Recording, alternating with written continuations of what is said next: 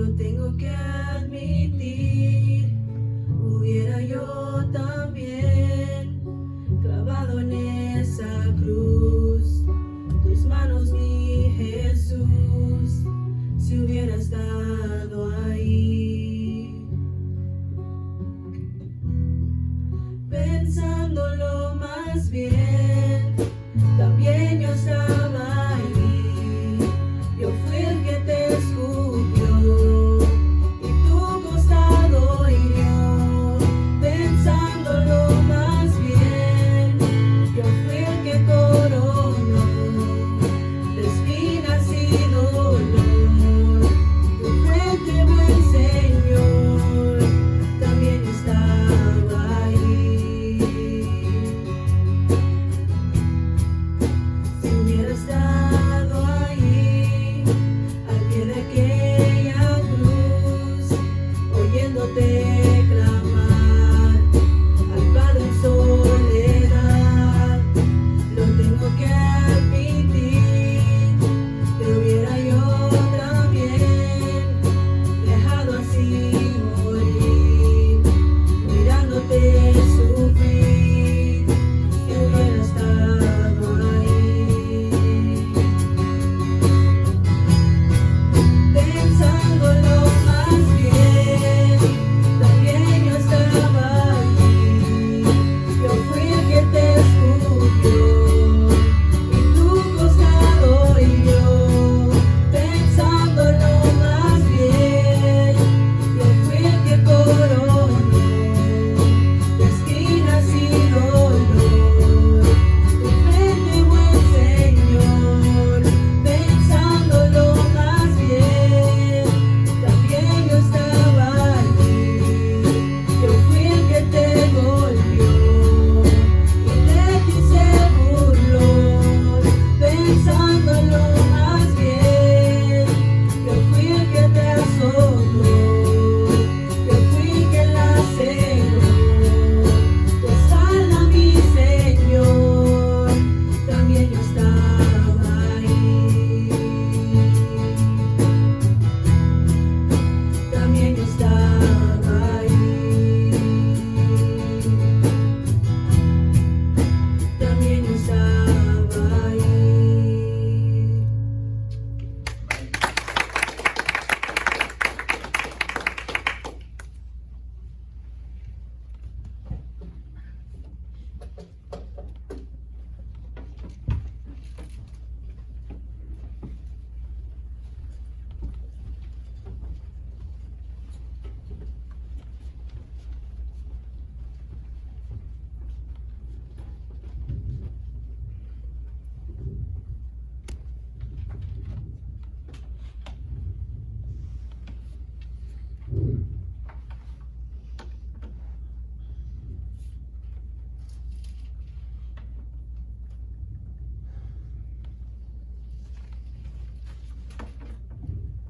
Pongámonos de pie unos cuantos segunditos, solamente vamos a leer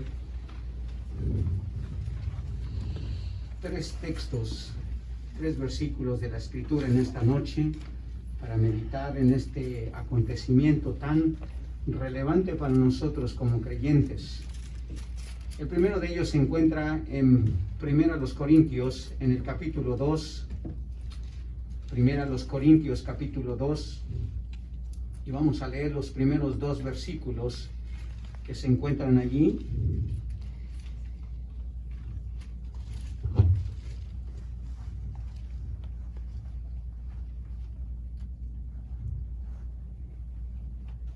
El apóstol Pablo dice esto cuando le escribe a los Corintios: así que, hermanos, cuando fui a vosotros para anunciaros el testimonio de Dios, no fui con excelencia de palabras o de sabiduría, pues me propuse no saber entre vosotros cosa alguna, sino a Jesucristo y a este crucificado. Y luego en Marcos capítulo 15, el versículo 15 dice esto. Marcos está relatando parte de lo que sucedió durante la pasión y la crucifixión de Cristo. Y él dice esto específicamente en el versículo 15. Y Pilato, queriendo satisfacer al pueblo, le soltó a Barrabás y entregó a Jesús después de azotarle para que fuese crucificado. El apóstol Pablo dice: pues me propuse no saber entre vosotros cosa alguna, sino a Jesucristo y a este crucificado. Vamos a orar al Señor y pedir su bendición. Padre amado, Señor, a veces no entendemos, ni comprendemos, ni alcanzamos, Señor, a ver la magnitud del sacrificio que tú hiciste. Ha pasado tanto tiempo, Señor, que para las generaciones de hoy, casi, Señor, se ha olvidado este evento tan glorioso, Señor, tan triste, sí, tan amargo para la historia de la humanidad, pero también tan relevante para la fe y la esperanza de nosotros. Queremos, Señor, que tú nos ayudes a poder vibrar nuevamente y a poder vivir una vez más, Señor, esta escena, Señor, que nos va a ayudar a reconocer, Padre, el gran sacrificio que tú hiciste al poner a tu Hijo, Señor, en esa cruz. Mi Dios, que podamos revivirlo de tal manera que eso inunde nuestro corazón con un amor más profundo hacia la obra y la persona de Jesucristo. Que al igual que el apóstol San Pablo, ninguna otra cosa en nuestra vida sea más importante que recordar el mensaje de Jesucristo y este crucificado. Bendice tu palabra, Señor. En el nombre de Jesús te lo pedimos. Amén. Asiento, por favor. Tome asiento, hermano.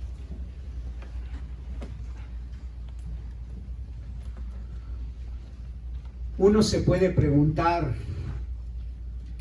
hermanos, ¿cómo un acto como la crucifixión, porque los historiadores eso es lo que describen, que representaba vergüenza, porque quizá no había otra manera más vergonzosa de morir en aquellos tiempos que una persona en la cruz, que representaba, por supuesto, muerte, castigo, maldición, sufrimiento, burla, infamia, injusticia, dolor, miseria, debilidad, agonía, juicio y escoria, fuera el único centro de la predicación y del mensaje del apóstol Pablo. Algo que era tan vergonzoso siquiera de pronunciar, era lo que más Pablo quería anunciar. Nada consumía más el corazón y la mente de Pablo, hermanos, que presentar el mensaje de Jesucristo, dice, y a este crucificado. Pablo sabía, hermanos, lo que significaba el haber muerto en una cruz. No había nada, hermanos, de orgullo, no había nada de bueno en el hecho de morir en una cruz. Todo era vergüenza, hermanos. Todo era burla. Todo era simplemente una locura. Como él mismo dice, que veían algunos el mensaje de la cruz. Pues me propuse no saber entre vosotros cosa alguna, sino a Jesucristo y a este crucificado. La idea de morir colgado en un madero, hermanos, era considerada como un acto tan miserable, tan indigno, tan repudiable, tan deshonroso, que Dios mismo estableció que alguien que moría así no merecía más que ser maldito.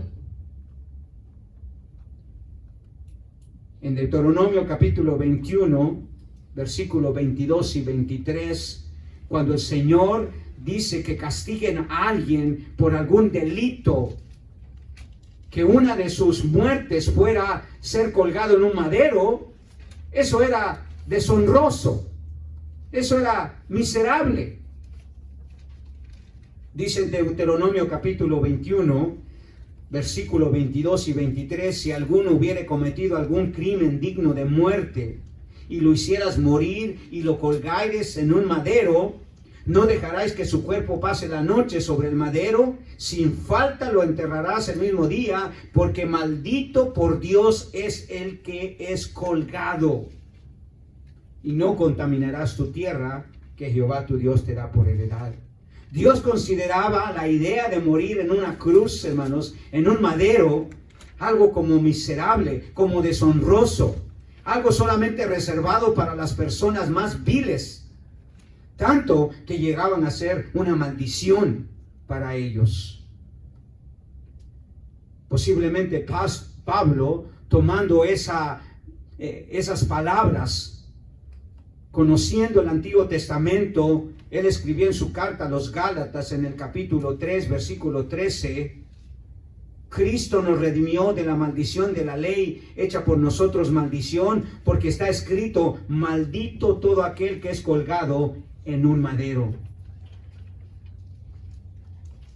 Entonces, hacer el centro de nuestro mensaje, hermanos, un acto tan vergonzoso, tan repudiable, tan miserable y absurdo, solo puede traer una conclusión. Es una locura. Es una tontería. Es una insensatez. Y esa es la manera que lo veían aquellos que escucharon por primera vez el mensaje de Pablo, de Jesucristo y a este crucificado. Y Pablo se sentía profundamente apasionado por este mensaje. Pero él dice esto. Pero nosotros, en 1 Corintios capítulo 1, versículo 23, pero nosotros predicamos a Cristo crucificado.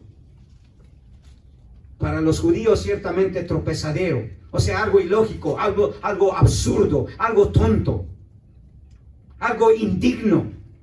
¿Cómo vas a predicar el mensaje? ¿Cómo vas a hacer el centro de tu mensaje algo tan vergonzoso como la muerte de un miserable criminal en una cruz?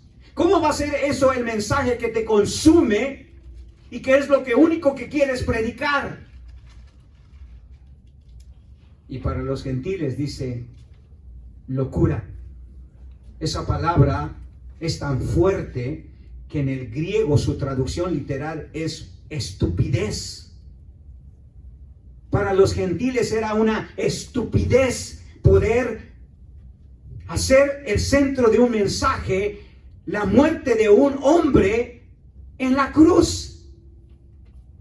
Era absurdo, era una locura. ¿Quién iba a querer creer en el mensaje de un Dios crucificado, avergonzado, debilitado en esa cruz?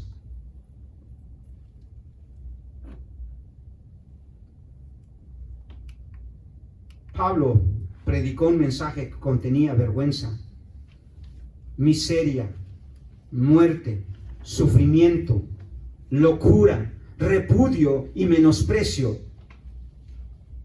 Pero en ese mensaje, hermanos, se encerraba una de las revelaciones más maravillosas que este mundo necesita oír. Y eso es Dios en la crucifixión. Dios en la crucifixión.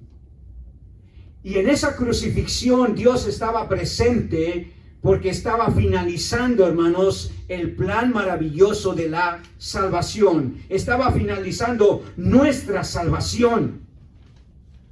Dios estaba ahí, hermanos. Y por eso era el centro del mensaje de Pablo, hermanos. Y Pablo estaba apasionado con este mensaje. Porque Dios, hermanos, estaba presente en la crucifixión. Estaba finalizando nuestra salvación.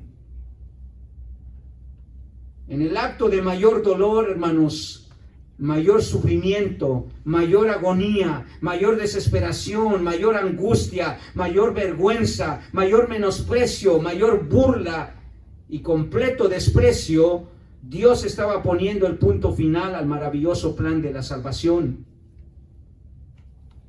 Y es por ello por lo que Pablo solo tenía un mensaje que comunicar a Jesús y a este, no coronado,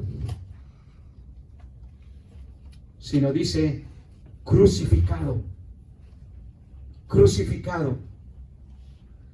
Él sabía, hermanos, que en la crucifixión Dios estaba finalizando de una vez y para siempre la maravillosa salvación para los creyentes. ¿Sabe cuál fue una de las palabras de Jesús en la cruz del Calvario? Tetelestai. Consumado es. Punto final. No hay nada más que hacer. Está completado. Está finalizado. Dios había finalizado el plan maravilloso que desde la eternidad había predeterminado, había planeado exactamente como estaba ocurriendo. En Colosenses capítulo 1, versículo 20 al 22, Colosenses 1, 20 al 22, hablando de esta crucifixión, hablando del Cristo crucificado, Pablo dice que es en ese momento que Dios finalizó nuestra salvación.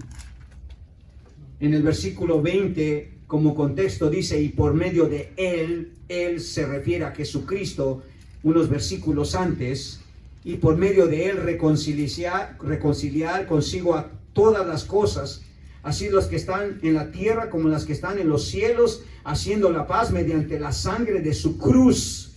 Y a vosotros también, que eras en otro tiempo extraños y enemigos en vuestra mente, haciendo malas obras, ahora os ha reconciliado en su cuerpo de carne por medio de la muerte, y la muerte, por supuesto, de cruz, para presentarnos santos y sin mancha e irreprensibles delante de Él.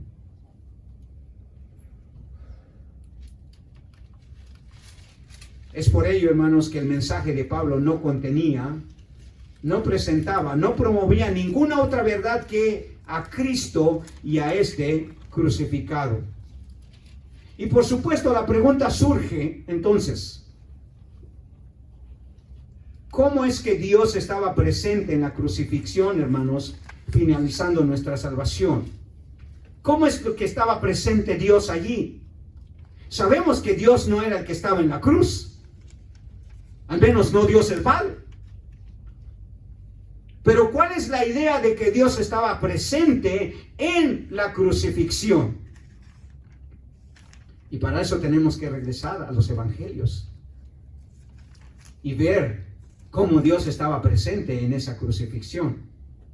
En el evangelio de Marcos, capítulo 15, desde el versículo 15, que fue el primer versículo que leímos, hasta el versículo 45, Marcos, hermanos, nos da 5 actos presenciales de Dios en la crucifixión que lo llevaron a finalizar la maravillosa obra de la salvación. 5 actos presenciales. Dios estaba presente en la crucifixión, hermanos. Y créame, estar presente en la crucifixión no fue nada agradable para nuestro Padre Celestial. Nada agradable, hermanos, para Él. Lo que estaba sucediendo en la crucifixión, hermanos, era algo tan horrible, tan vergonzoso, tan doloroso, hermanos, tan indescriptible, que solamente Dios pudo soportar, hermanos, estar presente allí. La gente sí, porque no sabía lo que realmente estaba ocurriendo. De hecho, para muchos solamente era un espectáculo más. Para muchos, hermanos, como hoy nosotros o como hoy en esta sociedad, era simplemente otro malhechor muerto por los romanos para que no se atreviera a ir en contra de su sistema de gobierno. Pero Marcos, al igual que los otros evangelios, hermanos, nos dicen que Dios estaba presente allí. Dios estaba presente. Y Marcos, en esos versículos, del versículo 15 al versículo 41, nos da 5 actos presenciales de Dios. El primer acto presencial de Dios, y quizá el más incomprensible de ellos, es este. Dios, hermanos, estaba presenciando el sufrimiento de su Hijo que Él mismo había planeado. En el versículo 34 de Marcos 15, 34, note lo que dice. Es el grito agónico de nuestro Señor Jesucristo. Dice así: y a la hora novena Jesús clamó a gran voz diciendo, Eloi, Eloi, lama sabactani, que traducido es, Dios mío, ¿por qué me has desamparado? Dios estaba presente en la crucifixión. Jesús no parece ver ello, hermano. Sus palabras parecen sentir la ausencia de Dios. ¿Por qué me has desamparado? ¿Dónde estás, Dios? ¿Por qué te has ido?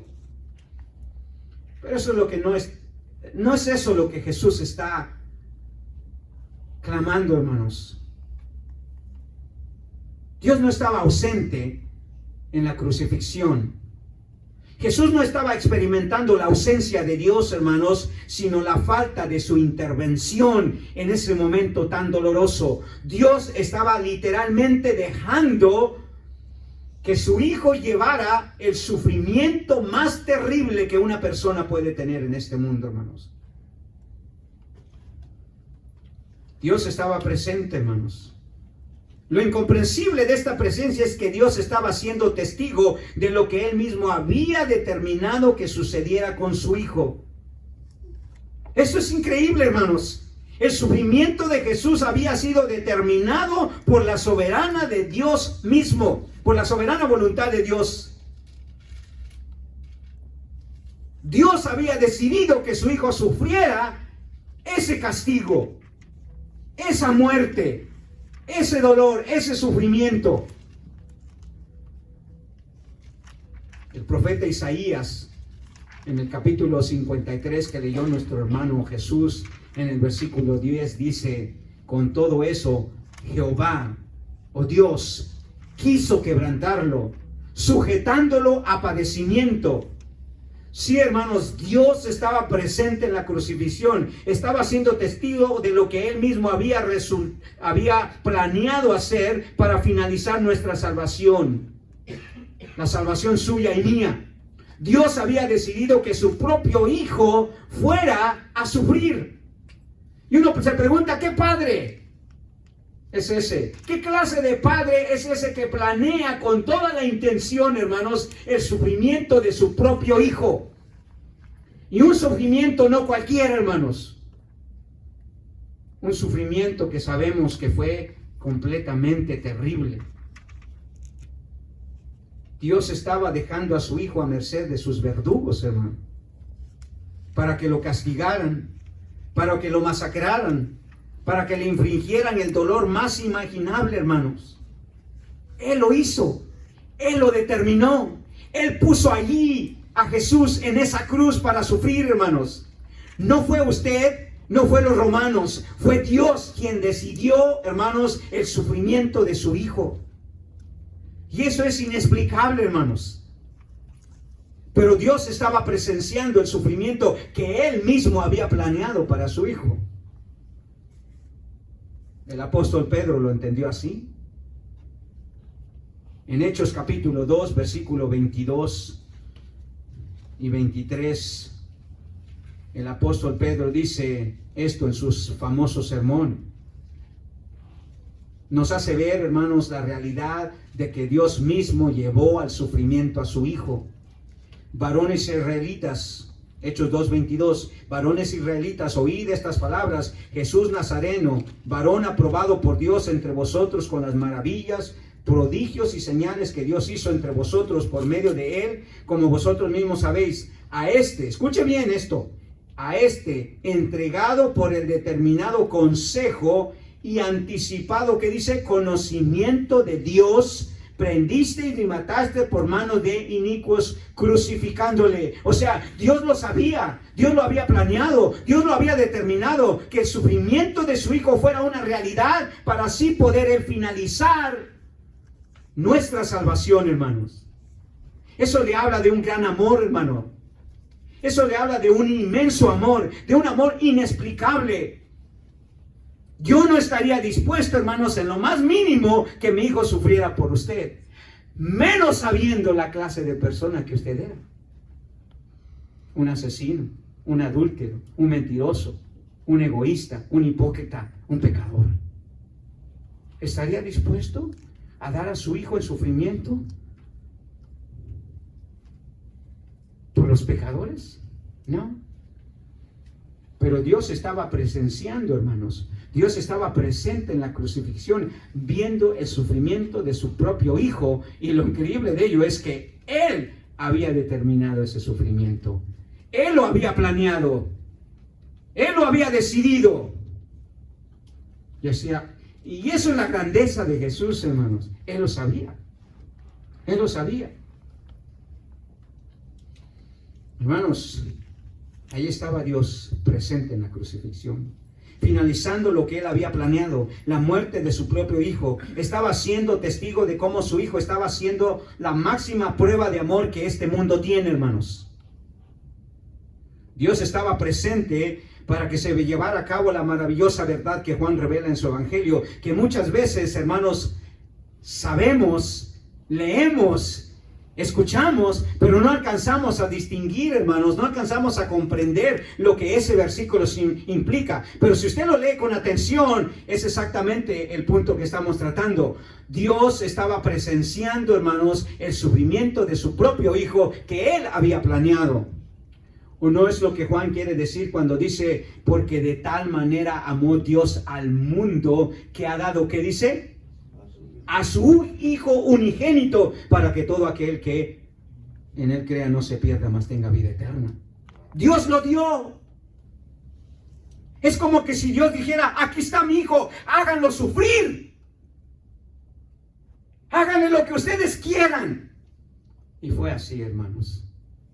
Fue así. Qué increíble amor, hermanos. Qué inmenso amor, qué inexplicable amor. El de este padre estar dispuesto a entregar a su propio Hijo a este mundo malvado, pecador, sanguinario, para someterlo al mayor de los sufrimientos con tal de salvarlo a usted y a mí. Incomprensiblemente, hermanos, Dios estaba allí en la crucifixión, finalizando nuestra salvación por medio de dejar a Jesús cargar con todo el dolor, con todo el sufrimiento, con toda la agonía y la desesperación que solo Él pudo cargar. Por eso usted puede entender ahora el grito agónico de Jesús: Eloí, Eloí, lama sabactani. No es que Dios no estaba ahí. Dios estaba dejándolo sufrir. Eso es incomprensible porque nosotros como padres no nos cabe la idea de poner a sufrir a nuestro propio hijo por el beneficio de hombres malvados y pecadores. No nos cabe esa idea. Pero en la crucifixión Dios estaba presente. Dios estaba presente, hermanos. No estaba ausente. El grito de dolor y de angustia de Jesús no era por la ausencia de su Padre, era porque su Padre lo estaba dejando a merced del sufrimiento más terrible que Él iba a pasar o que Él estaba pasando. Pero estaba finalizando nuestra salvación. El segundo acto presencial, hermanos, que vemos ahí en Marcos, en la crucifixión, además de ser incomprensible, es increíblemente irrazonable. Note lo que dice el versículo 33. Cuando vino la hora sexta, hubo tinieblas sobre toda la tierra hasta la hora novena. Y eso quiere decir, hermanos, que Dios estaba presenciando o presenció el juicio sobre su Hijo que era necesario. Dios presenció el juicio sobre su Hijo que era necesario, hermanos. ¿No se supone que Dios, en quien debía derramar su juicio, era sobre todos aquellos que estaban causando tanto martirio a su Hijo? Uno esperaría que Dios vendría y castigaría al ver el sufrimiento que estaban poniendo en Jesús, castigar a esos verdugos, a esos romanos, a esos judíos incrédulos y malvados. Pero todo lo contrario, hermanos, Dios descargó todo su juicio sobre su Hijo, sobre el inocente en vez de sobre el culpable. Y eso es maravilloso, hermanos, porque piense por un momento, Dios podría haber descargado su juicio sobre usted, pero decidió descargar su juicio sobre su Hijo. ¿Cuánto ama Dios a su Hijo que lo deja sufrir y ahora lo pone bajo un juicio terrible? Dios está presente, hermanos, para hacer juicio en la crucifixión, pero no para sus enemigos, no para los verdugos romanos, no para los malvados judíos, no a la multitud ingrata que pidió su crucifixión. Estaba allí para hacer juicio, pero hacer juicio a su Hijo, al que era el menos culpable. A ese le estaba dando el juicio. Estaba presente para hacer juicio a su propio Hijo. Qué cosa más ilógica, hermanos. Qué cosa más incomprensible. Recuerden, las tinieblas, hermanos, eran sinónimo de juicio. Cada vez que Dios se le relaciona con las tinieblas, es sinónimo de juicio. Y el juicio es necesario donde hay pecado. Uno se preguntará, ¿por qué el juicio sobre su Hijo? También los otros eran pecadores, pero ninguno de ellos estaba cargando el pecado de toda la humanidad por todo el tiempo de la humanidad. Piense por un momento, hermano. Si usted llegara a cometer 1,000,000 de pecados, supongamos, durante el tiempo de su vida, 1,000,000 de pecados. Ahora multiplique ese 1,000,000 al menos por la población que hoy está viva. O multiplíquelo por todos los billones y billones de personas que han vivido desde la creación hasta el momento en que este mundo termine. Es incomprensible. El juicio de Dios, hermanos, era necesario, porque donde hay pecado, hay juicio. Dios castiga y condena y trae juicio severo donde el pecado abunda, hermanos. Y su Hijo estaba en ese momento cargando con el inmenso pecado de todo el mundo, y eso merecía juicio. No había nada que hacer, hermanos. Dios no podía parar ni el sufrimiento ni el juicio de su Hijo, porque ahí estaba el pecado cargado, suyo y mío. Pero Dios en ese momento estaba finalizando nuestra salvación, porque estaba trayendo el juicio más severo sobre el pecado que en ese momento estaba siendo puesto en la persona de Jesús.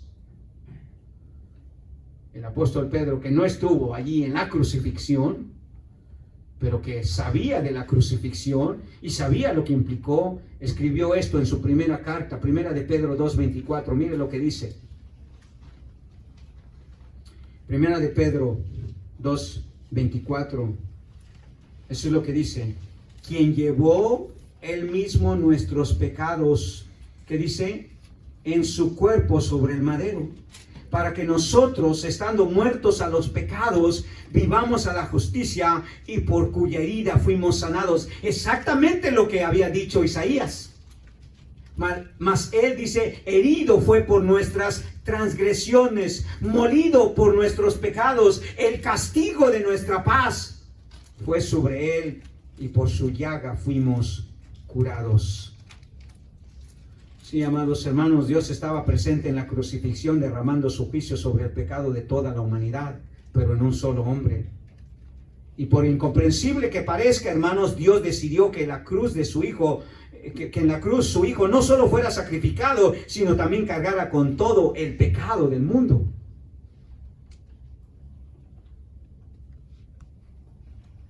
Al que no conoció pecado, por nosotros lo hizo pecado, para que nosotros fuésemos hechos justicia de Dios en él, declara el apóstol Pablo en su segunda carta a los Corintios en el capítulo 5, versículo 21. Con razón el grito de dolor y de angustia, de desesperación de nuestro amado Salvador, hermano. No solo estaba sufriendo el abandono de su padre, sino también el juicio de su padre. Y con razón su grito agónico: ¿por qué me has desamparado? Eloí, Eloí, ¿por qué me has desamparado? Sufrimiento y juicio. Pero hay más, hermano. Dios no solamente tuvo que presenciar, hermanos, el sufrimiento de su Hijo, el juicio de Él, sino también, note lo que dice en el versículo 23 al 33.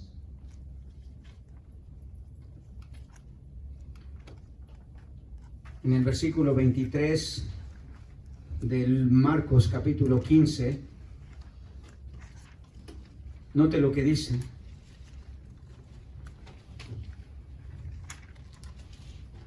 Marcos capítulo 15, versículo 23. Lea por toda esa porción conmigo, porque se va a dar cuenta, hermanos, de lo que Dios estaba presenciando en ese momento. Y le dieron a beber vino mezclado con mirra, mas él no lo tomó. Cuando lo hubieron crucificado, repartieron entre sí sus vestidos, echando suerte sobre ellos para ver qué se llevaría cada uno. Era la hora tercera cuando le crucificaron, y el título escrito de su causa era: el Rey de los Judíos. Crucificaron también con él 2 ladrones, uno a su derecha y el otro a su izquierda, y se cumplió la escritura que dice: y fue contado con los inicuos. Y los que pasaban le injuriaban meneando la cabeza, diciendo: ¡Pah! Tú que derribas el templo de Dios y en 3 días lo reedificas, sálvate a ti mismo y desciende de la cruz. De esta manera los principales sacerdotes, escarneciendo, se decían unos a otros con los escribas: a otros salvó, a sí mismo no se puede salvar.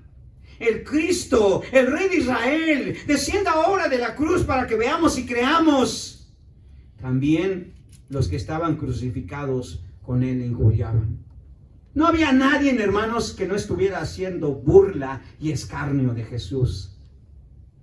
Y Dios, hermanos, estaba presenciando la máxima humillación que su Hijo soportara. Piénsenlo, hermanos.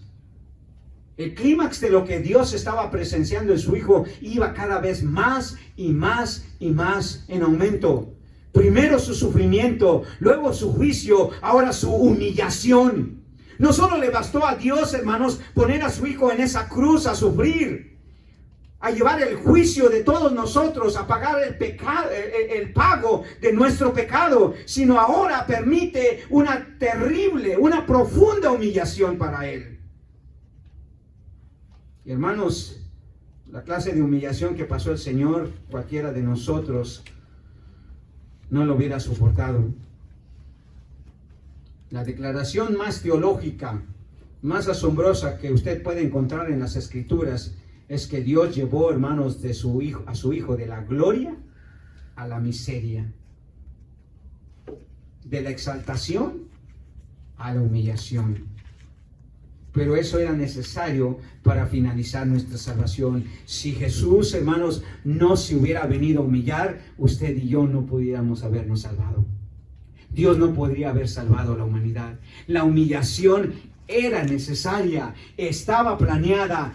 Era necesario que el Señor, hermanos, fuera humillado, fuera menospreciado, fuera escupido, fuera golpeado.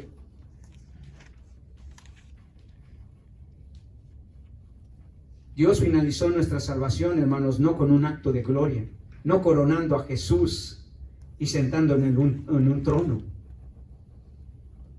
sino colgándolo en un madero, hermanos, poniéndole una cruz, una corona de espinas, hermanos, unos clavos en sus manos, hermanos, y la terrible humillación de estar desnudo delante de toda la gente, porque esa era una manera de humillar a los crucificados. Esa era una advertencia para que nadie más se atreviera a ir en contra del gobierno romano.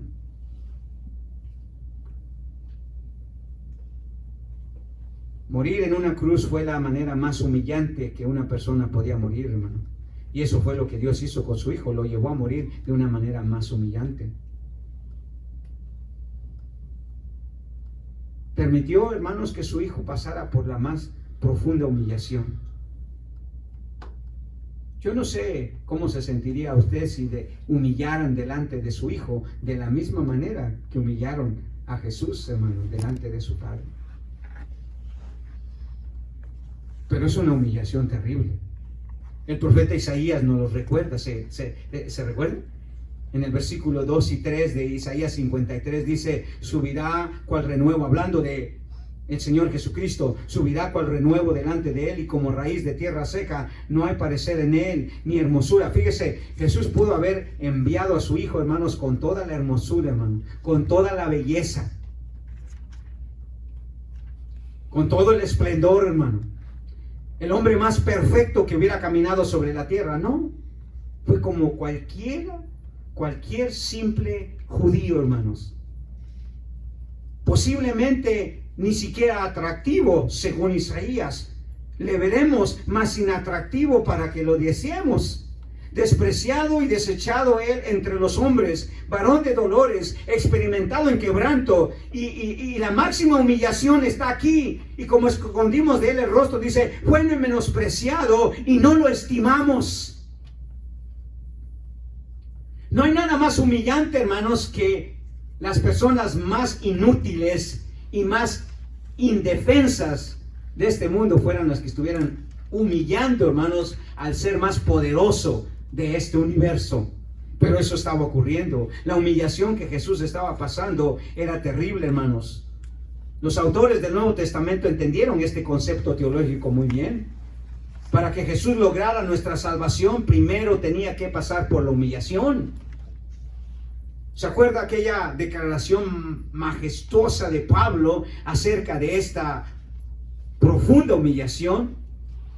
Cuando él escribe a los filipenses en el capítulo 2, dice específicamente en el versículo 5, haya pues en vosotros este sentir que hubo en Cristo Jesús, el cual, dice, siendo en forma de Dios, no escatimó el ser igual a Dios como cosa que aferrarse, sino que se despojó a sí mismo, tomó forma de siervo, hecho semejante a los hombres, y estando en la condición de hombre, se humilló a sí mismo, haciéndose obediente hasta la muerte, y la muerte de cruz, o sea, humillándose hasta lo sumo. No solo se hizo un hombre común y corriente, teniendo toda la majestad y toda la gloria, se hizo como alguien como usted y como yo. Pero no solamente eso, se humilló al punto de morir en una cruz. Jesús pudo haber muerto de cualquier otra forma, quizá una forma más digna, más honrosa, pero escogió, hermanos, la forma más humillante. La muerte de cruz fue una humillación que sometió a Cristo en la más profunda de las miserias, en la más profunda impotencia y debilidad. Ahí estaba el ser más poderoso del universo, simplemente aprisionado a una cruz sin poder hacer nada. Débil, impotente. Y las personas que estaban ahí sabían cómo infligir más humillación. Y los que pasaban le injuriaban, meneando la cabeza diciendo, ¡bah! ¡Bah! Tú que derribas el templo, o sea, tú que dices que tienes tanto poder, que un templo que fue construido casi en 50 años, tú lo pudiste haber levantado en 3 días. Tú que pudiste salvar a tantos, no puedes salvarte a ti mismo. Tú que salvaste a otros, no puedes hacer por ti mismo nada. Tú que decías que eras el rey de Israel, el Mesías enviado, desciende de la cruz. Queremos ver dónde está tu poder. Queremos ver dónde está tu honra. Queremos ver dónde está tu Padre, que dices que te puede salvar.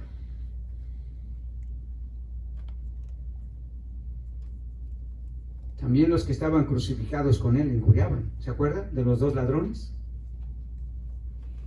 Sálvate a ti mismo. Y eso no crea que era una declaración que creían en él. Era una declaración de burla, de humillación. A ver, sálvanos. Ni siquiera puedes hacer algo por ti. Y crees que puedes hacer algo por nosotros. Y note esto, Jesús había demostrado, hermano, toda clase de poderes. Poder sobre los demonios, poder sobre la naturaleza, poder sobre las enfermedades, poder sobre todo. Pero no tenía el poder para bajarse de una cruz. Pero no se bajaba, no por poder, sino no se bajaba, hermano, por amor. Él pudo haberse bajado, pero no se bajó por amor. La humillación fue cruel, hermanos, fue dolorosa. Y ahí estaba Dios presenciando la humillación de su Hijo. Jesús mismo sabía de ello, sabía que su Padre Celestial lo pasaría por tal humillación para finalizar su salvación. Cuando Él dio una parábola allí, precisamente en Marcos, en el capítulo 10, versículo 34 y 35, Él sabía de la clase de humillación que Él iba a pasar. En el versículo 34 de Marcos capítulo 10, el Señor dice: he aquí subimos a Jerusalén, y el Hijo del Hombre será entregado a los principales sacerdotes y a los escribas, y le condenarán a muerte, y le entregarán a los gentiles, y le escarnecerán, le azotarán, y escupirán en él, y le matarán, mas al tercer día resucitará. Fue la voluntad de Dios, hermanos, la humillación de Cristo Jesús. Fue la voluntad de Él. Fue la humillación lo que hizo el único objeto de nuestra salvación. Dios tuvo que presentar la humillación de su propio Hijo, hermanos, para completar nuestra salvación. Dios sabía que su Hijo no sería respetado, hermanos, no sería honrado. Más bien iba a ser humillado, iba a ser rechazado. Y aún así Dios envió a su Hijo a sufrir la más grande humillación para finalizar la más maravillosa salvación. Él lo dijo en una parábola, ¿verdad? ¿Se acuerda en Lucas capítulo 20 cuando da la parábola de los viñadores malvados? En esa parábola el Señor Jesucristo dice, entonces el Señor de la viña dijo: ¿qué haré? Enviaré a mi Hijo amado, quizá cuando le vean a Él tendrán respeto, lo van a honrar, lo van a respetar. Mas los labradores al verle discutían entre sí diciendo: este es el heredero, venid, matémosle para que la heredad sea nuestra. Y eso es lo que hicieron con el Señor. No lo respetaron, no lo honraron, lo humillaron. Dios estaba presenciando en la crucifixión, hermanos, la humillación de su Hijo.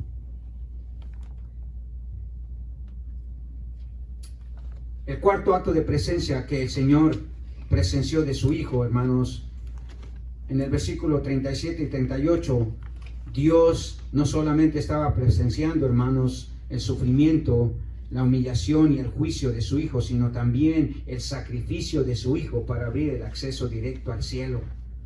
En el versículo 37 y 38 dice: entonces el velo del templo se rasgó en dos, de arriba abajo.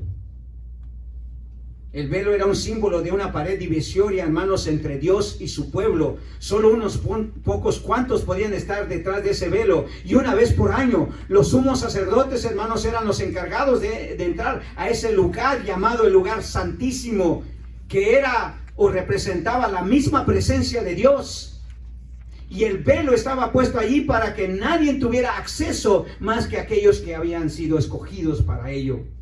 Nadie más tenía acceso directo a Dios. Pero aquí, hermanos, vemos, hermanos, que Jesús en la cruz del Calvario llegó a romper con ese velo. Sucedió un hecho sobrenatural, increíble, inexplicable, que el velo del templo fue rasgado, dice, roto, para que no hubiera más obstáculo para entrar en la presencia de Dios. De manera simbólica, hermanos, Dios estaba derribando la pared divisoria entre Él y el hombre. Y estaba ahí presente, sacrificando a su Hijo para que el pecador pudiera tener acceso a la gracia de Dios, a la presencia de Dios. Porque nadie más podía entrar a la presencia de Dios, nadie más podía entrar al lugar santísimo. Y no nos alejamos mucho de una buena interpretación cuando decimos, hermanos, que ese lugar santísimo podría representar el mismo cielo. Porque ¿qué lugar hay más santo, hermanos, que el cielo? Libre de pecado. Y si es así, hermanos, Jesús estaba haciendo un sacrificio para darle el acceso directo al cielo al pecador. ¿Cómo? Con su muerte, hermanos, Dios presenció el derribamiento de este velo, hermanos, de arriba a abajo, dice. Y el escritor de Hebreos, hermanos, sabe que eso fue la realidad.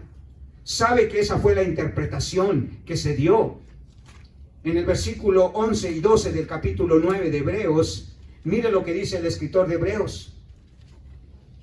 Hebreos 9, 11 y 12, y este es un versículo clave, hermanos, si queremos entender qué es lo que significó que ese velo del templo se haya rasgado en dos de arriba abajo, que se haya derribado la pared divisoria. Pero estando ya presente Cristo, sumo sacerdote de los bienes venideros por el más amplio y más perfecto tabernáculo, no hecho de manos, es decir, no de esta creación, y no por sangre de machos cabríos ni de becerros, sino por su propia sangre. Note lo que dice: entró una vez para siempre en el lugar santísimo, habiendo obtenido, ¿qué dice? Eterna redención. Dios tuvo que sacrificar a su Hijo, hermanos, para que el velo que nos era contrario fuera derribado y tuviéramos acceso a Dios. Dios estaba finalizando nuestra salvación por el sacrificio de su Hijo. Derribó la pared intercesora que nos separaba, hermanos, de una relación íntima, personal y salvadora con Dios. Y eso es lo que estaba presenciando en la crucifixión. El velo se rompió para que ahora el hombre pueda entrar a la misma presencia de Dios. Ese lugar santísimo que representaba el cielo, hermanos, ahora estaba abierto para todos aquellos que por fe han aceptado el sacrificio de Cristo. El velo roto finalizaba nuestra salvación, hermanos. Ahora ya no teníamos un obstáculo entre Dios y nosotros. Ahora Cristo había hecho ese derribamiento de esa pared que interfería entre nosotros y Dios. Ahí estaba Dios presenciando la crucifixión, hermanos. Pero eso no sucedió, hermanos, solamente en el sacrificio de Cristo. Tuvo que pasar el sacrificio de Cristo, hermanos, para que ese velo se pudiera romper. Él era el causante de que ese velo se rompiera. Su sacrificio estaba rompiendo, hermanos, con todo ese obstáculo que no le permitía al hombre entrar a la presencia de Dios. Nuevamente el escritor de Hebreos en el capítulo 9, en el versículo 24 y 26, cito lo que dice: porque no entró Cristo en el santuario hecho de mano, figura del verdadero, sino en el cielo mismo, para presentar ahora por nosotros ante Dios, y no para ofrecerse muchas veces como entra el sumo sacerdote en el lugar santísimo cada año con sangre ajena. De otra manera le hubiera sido necesario padecer muchas veces desde el principio del mundo, pero ahora en la consumación de los siglos se presentó una vez y para siempre por el sacrificio de sí mismo para quitar de en medio el pecado. Sí, hermanos, ahí estaba Dios presenciando en la crucifixión el sacrificio de su propio Hijo para finalizar nuestra salvación, para eliminar por completo, para siempre, el pecado de nosotros.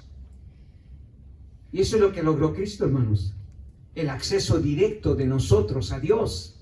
Usted quizá no entiende eso, hermanos, porque quizá no entiende el concepto de la teología en el Antiguo Testamento, pero nadie tenía acceso directo a Dios. Nadie podía llamar a Dios Padre. Nadie podía acercarse a Dios con confianza. En el Antiguo Testamento, hermanos, era un miedo, era una inseguridad acercarse a Dios. Pero en el Nuevo Testamento, hermanos, Cristo logra derribar ese velo.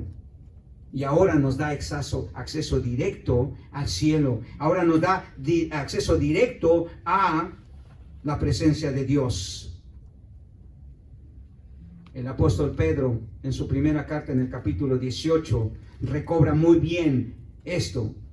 Hace una reflexión de lo que Cristo logró en la cruz, hablando de ese sacrificio. Y él dice, porque también, primera de Pedro 3:18, porque también Cristo padeció una sola vez por los pecados, el justo por los injustos, para llevarnos a Dios, siendo a la verdad muerto en la carne, pero vivificado en el Espíritu, para llevarnos a Dios. Y eso fue lo que presenció Dios en la crucifixión, hermanos, el sacrificio de su Hijo para finalizar la salvación nuestra y llevarnos a su presencia gloriosa por la eternidad.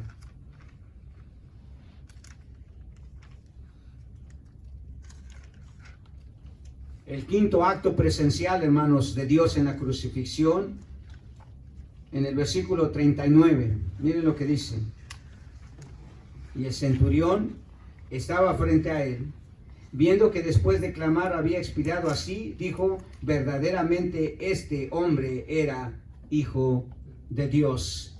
Dios no solamente estaba presenciando, hermanos, el sufrimiento, la humillación, el juicio, hermanos, de su hijo, sino también estaba presenciando la muerte de su hijo para finalizar la salvación del perdido. ¿Sabe que hubo personas salvas durante ese momento de muerte? ¿Sabe que la muerte de Cristo estaba significando la vida para los otros?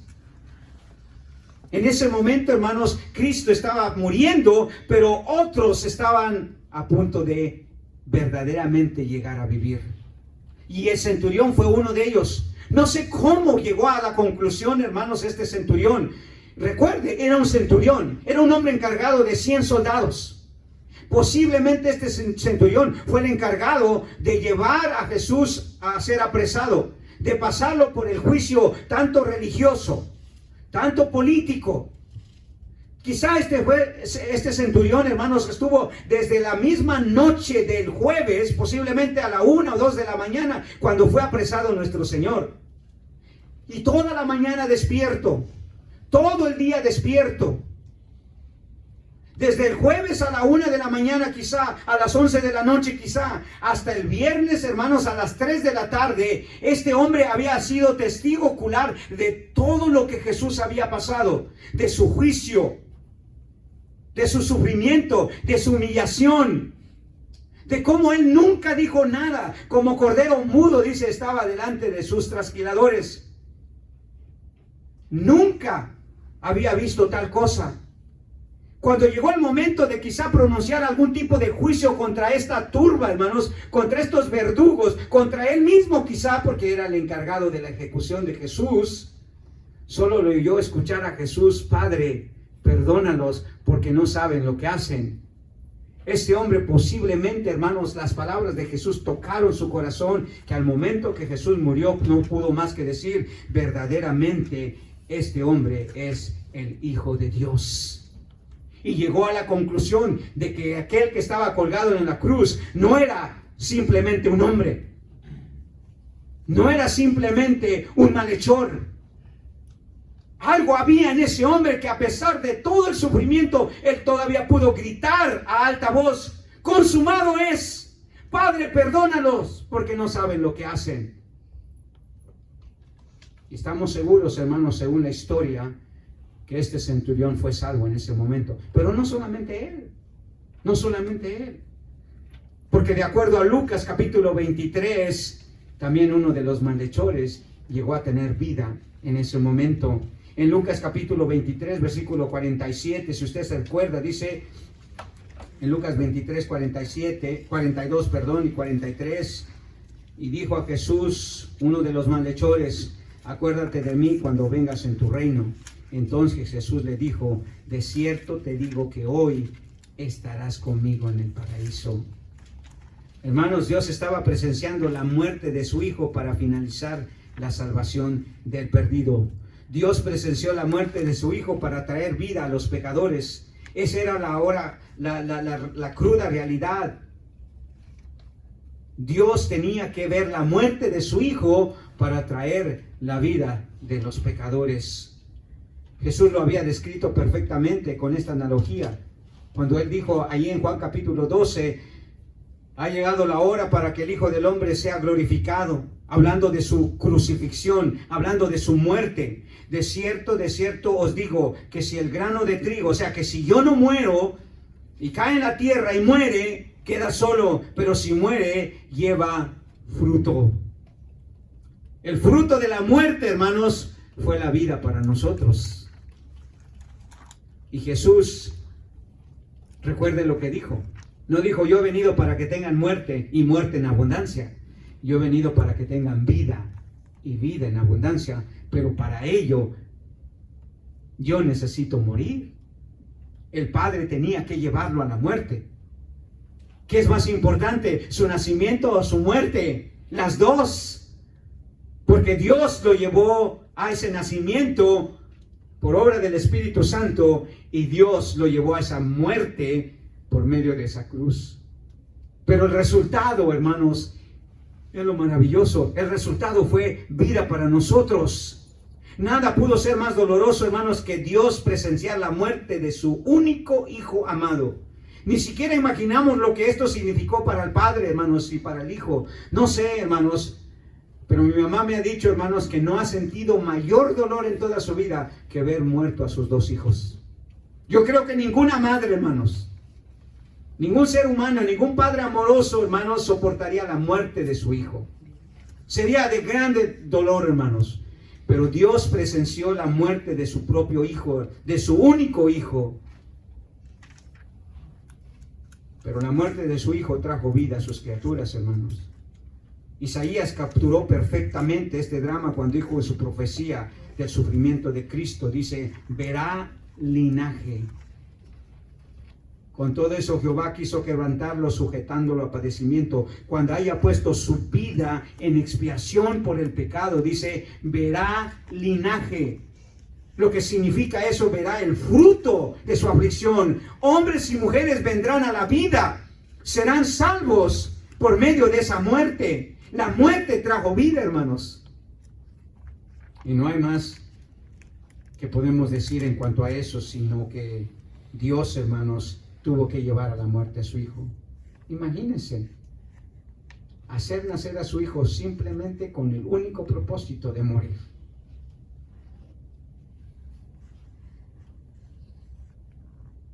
Dios estaba viendo la muerte de su hijo con mucho dolor, hermanos, pero también estaba viendo la vida de los pecadores que él estaba salvando. En su muerte Jesús estaba cumpliendo con la voluntad de su Padre durante su muerte. Personas fueron salvas. El centurión fue salvo, el ladrón fue salvo, y millones de otros creyentes han sido salvos simplemente porque Jesús estuvo dispuesto a morir en esa cruz. Y Dios a permitir la muerte de su hijo.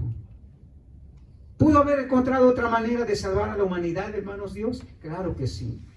Él es Dios. ¿Pudo haber diseñado otro plan maravilloso para nuestra salvación? Por supuesto que sí. ¿Pudo evitar el dolor, el sufrimiento, el castigo, la humillación, la burla, el escarnio de su hijo, hermanos, y habernos salvado? Sí. Pero Dios decidió, hermanos, que fuera por medio de la cruz. Con razón Pablo decía, no quiero saber nada, no necesito promover nada, solo lo único que quiero saber es a Jesucristo y a este crucificado, porque en él estaba la vida. En su muerte Jesús estaba cumpliendo, hermanos, lo que él vino a hacer: salvar a los pecadores, salvar a los pecadores. Dios estaba, hermanos, presente allí. Esa es la historia de la crucifixión, hermanos. Dios estaba allí, quebrantando, enjuiciando, sacrificando, humillando y llevando a la muerte a su propio hijo. Pero todo ello para darnos la maravillosa noticia que la crucifixión era el punto final de nuestra salvación. Consumado es. Dios había terminado la obra, hermanos. Hubo dolor, sí. Hubo sufrimiento, sí. Hubo humillación, sí. Hubo muerte, sí. Hubo juicio, sí. Pero la buena noticia no fue para usted, hermano. Ni ese sufrimiento, ni esa humillación, ni esa muerte, hermanos, ni ese juicio fueron para usted. Fueron para su único y amado Hijo. Y esa es la historia de la crucifixión, hermanos. Por eso Pablo no tenía ningún mensaje más que predicar: el de Jesucristo y Él crucificado. Y para nosotros ahora es un regocijo, hermanos, saber lo que Cristo hizo, lo que el Padre hizo, a lo que sometió Jesús, su Padre Celestial. Gloria a Dios, hermanos, porque nosotros tenemos una historia que tiene un final feliz. Que sí es cierto que empieza con dolor y sufrimiento, pero termina con vida, gozo y victoria. Amén. Padre Celestial, gracias, Señor, porque tus evangelios nos dan una historia, Señor, de esperanza. Una historia cruda, dolorosa, del sufrimiento de Cristo. pero también sabemos que hay una gloriosa y maravillosa historia de esperanza, de salvación. Gracias por lo que Cristo hizo en favor de nosotros. Gracias, oh Padre Celestial, porque soportaste el ver a tu Hijo, Señor, profundamente humillado, en el sufrimiento más terrible, Señor, en la humillación más grotesca, en el juicio, Señor, más severo. Todo ello, Señor, por pensar en tus criaturas, Señor, por pensar en los pecadores y mostrarles tu amor. Gracias, Señor, porque la historia tuya no es una historia, Señor, de condenación, sino una historia de salvación. Que la cruz para nosotros significó vida, salvación y perdón. Aunque para Cristo fue dolor y sufrimiento, para nosotros ahora es vida. Te alabamos por ello y te bendecimos. Te damos gracias, Señor, por ayudarnos a recordar a través de lo que está escrito en tu palabra este evento tan maravilloso, Señor, que para nosotros hoy tiene un profundo significado, Señor, y nos llena de gozo, nos llena de esperanza, Señor, nos llena de victoria, porque si tú moriste, Señor, fue para darnos vida. Te bendecimos y te alabamos. Te damos toda la honra y toda la gloria a ti, Señor. Permítenos, Señor, disfrutar